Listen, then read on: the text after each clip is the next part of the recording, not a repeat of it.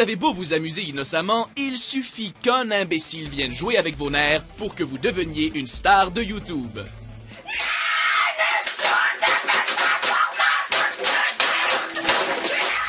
Bienvenue sur WatchMojo français. Aujourd'hui, nous faisons le décompte de nos choix pour le top 10 des jeux vidéo qui ont détruit des amitiés.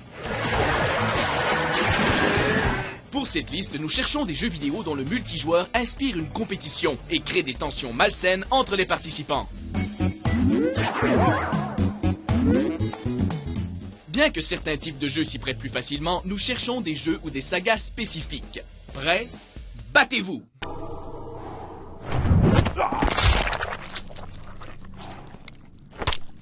Numéro 10, la saga FIFA. One bad decision, one slip. À première vue, une franchise de longue date qui repose sur le sport le plus populaire au monde ne devrait qu'inspirer une compétition amicale, n'est-ce pas? Eh bien non. What are you f***ing doing? I'm sorry, you weren't school. Are you a f***ing idiot? Le mode solo, comme le multijoueur, pousse les joueurs dans leur retranchement et exacerbe la moindre tension. L'envie de gagner se transforme alors rapidement en désespoir. No! Du coup, les mots violents et les insultes finissent par pleuvoir. Si vous en doutez, allez voir les vidéos de KSI. Et ça se vante d'unir les joueurs du monde entier, bien sûr. So many players. While you can press A, you ran away from the board! Numéro 9, la saga Super Smash Bros.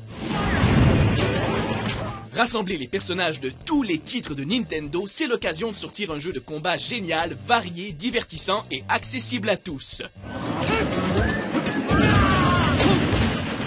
Le problème avec l'accessibilité, c'est que tout le monde veut y jouer. Et comme dans les derniers opus, on peut se battre à 8 joueurs, les parties peuvent rapidement devenir assez intenses. Attendez que l'un d'entre eux vous fasse un coup bas ou attrape un objet de façon complètement injuste et vous verrez que la réunion entre amis va se transformer en bain de sang.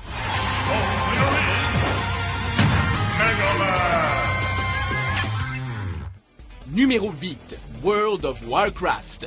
Born and raised on the mysterious Wandering Isle. World of Warcraft est l'un des jeux vidéo les plus populaires de tous les temps et il n'existe aucune pitié. On joue à fond ou on s'en va. That spell is not ready yet.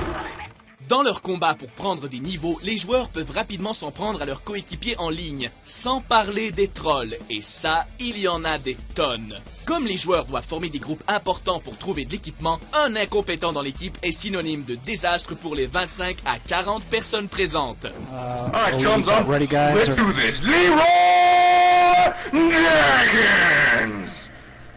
Oh my god, he just ran in. Save him! Oh gee, stick it clean! Oh Jesus, let's go. Et entre parenthèses, comme le jeu est presque aussi addictif que la méthamphétamine, autant dire que votre vie sociale en pâtit sérieusement et brise donc même l'amitié de ceux qui ne jouent pas au jeu. Vous ne nous croyez pas? Regardez un peu ces vidéos. Stop freaking betraying me! I'm on your team! Numéro 7, Contra.